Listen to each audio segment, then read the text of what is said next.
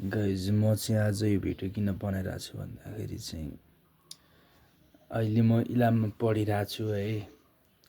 अनि इलाममा पढिरहेको छु अनि अहिले लास्ट इयर हो होइन। अहिले म इलाम सिरियल छेउमा बस्छु र पढ्न त पढिरहेको छु मैले होइन। तर मलाई बेला बेला चाहिँ अब होपलेस भइन्छ नि त, फ्रस्ट्रेट भइन्छ, सकिँदैन कि क्या हो भन्ने जस्तो लाग्छ होइन। अनि जस्तै अब हुन्छ नि, अब मतलब लोकसेवा पनि अब गाह्रो छ होइन। पढ्नुपर्छ, धेरै फ्रस्ट्रेट भइरहेको छु क्या। अब कसो गर्ने, के गर्ने, कसरी नाम निकाल्ने।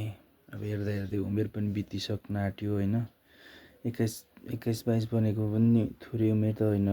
हेर्दा हेर्दै डाउनफल भइरहेछ।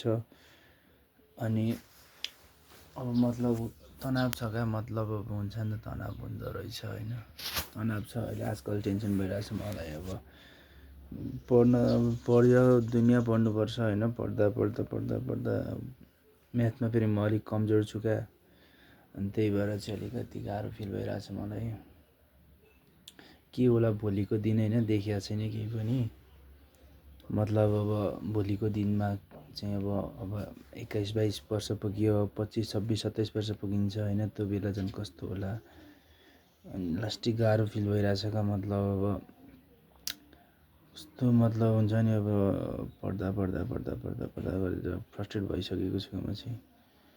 के को कमजोरी भएर चाहिँ यहाँ नाम निकाल्न सकिनँ भन्ने मलाई पनि थाहा छैन क्या। मतलब लोकसेवा त्यति साह्रो गाह्रो पनि होइन अब होइन। तर पनि अब नाम निकाल्न के को कमीले गर्दा नाम निक्लिँदैन भन्ने कुरा अलिकति आफैलाई थाहा हुँदैछ बिस्तारै। त्यही पनि अलिकति गाह्रो लाग्छ होइन। अनि त्यस्तै छ गाइज है। अब ठिकै छ, अब राम्रै हुन्छ होला।